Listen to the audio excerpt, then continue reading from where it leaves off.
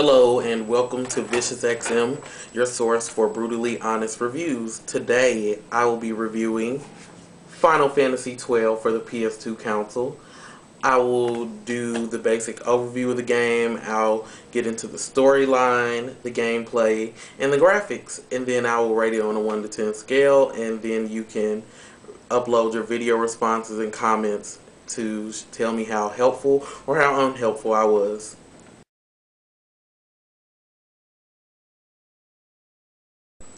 Okay, let's start out with something easy, the graphics.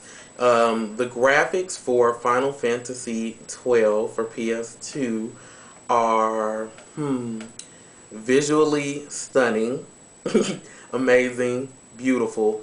Everything from the lowest level spell to the highest level spell, very beautiful and detailed, just like Final Fantasy. Basically, it's just perfect. This is PS2's final attempts to squeeze out every last drop of what they could before the PS3 release. And they did an awesome job. Just awesome.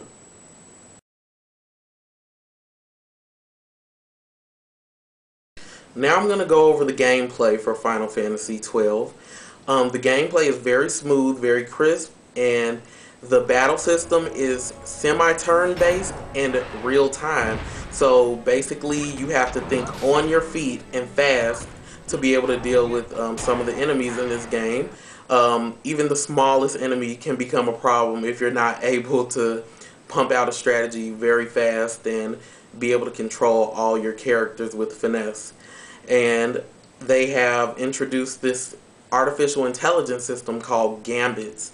Gambits lets you customize each one of your party members so you can tell them how to act in a certain situation.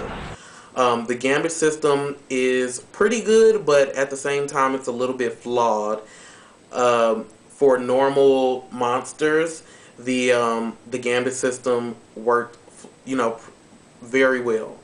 But when it came to bosses, I sometimes had to cut off certain Gambits or rearrange them or just totally reconfigure them because they would malfunction during a boss fight. Mostly because bosses are a little bit more intense, and sometimes the PC can't exactly deal with that no matter how you set up your Gambits. So you just have to be very, very careful. The other thing that I want to go over with gameplay is the license grid. The license grid is their way of learning how to use spells, techniques, and wearing armor. Now, for the spells and techniques, that's fine. The license grid, you have to gain LP, which you gain every time you defeat a monster.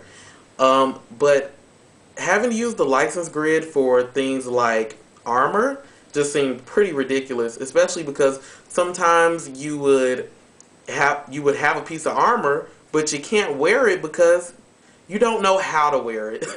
So you have to use the license grid. You have to have enough points to unlock it on the board and able to use it. Now, if I could just sum up the license grid in a few words, I would say it's like the sphere grid from Final Fantasy X on crack.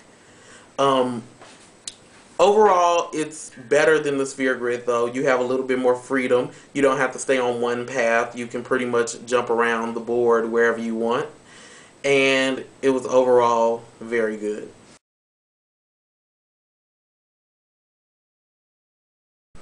Okay, now I'm going to go over the storyline for Final Fantasy XII. Basically, the story begins, you control the character Vaughn, and you're basically just getting into mischief with your brother.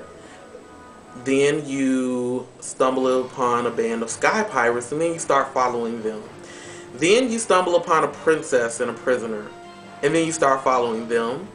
And then the princess is leading you all around the world of Ivalice, and you really never get any answers. She's kind of clueless. She doesn't know what's going on, and it just becomes basically the blind leading the blind. About halfway through the storyline, it hits you. You start getting plenty of answers, the storyline unravels, and you get completely drawn in, just the way a Final Fantasy game should draw you in. It's classic. Amazing storyline. You'll love it, and you'll fall in love with the characters eventually.